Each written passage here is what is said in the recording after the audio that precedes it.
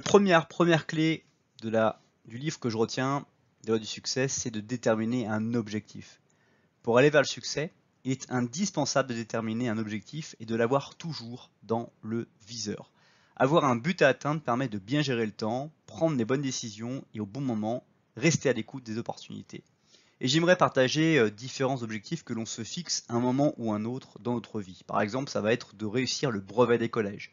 Objectif dans lequel on a un temps imparti et dans lequel on doit mettre les bouchées doubles pour pouvoir, dans le temps imparti, réussir à maîtriser les matières qui vont être notées. Ça peut être aussi avoir le baccalauréat quand on est dans les diplômes. Ça peut être aussi de réussir quand on est dans la vie professionnelle, de remplir les objectifs qui nous ont été fixés dans l'année par exemple un chiffre d'affaires à atteindre ou un nombre de documents à remettre, etc., etc.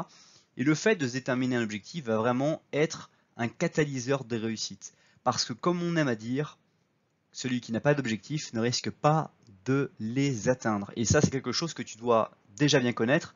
Mais pour autant, peu de gens se fixent aussi des objectifs eux-mêmes. On a parlé d'objectifs qui sont communs, des choses que les gens vont nous mettre en travers de notre chemin.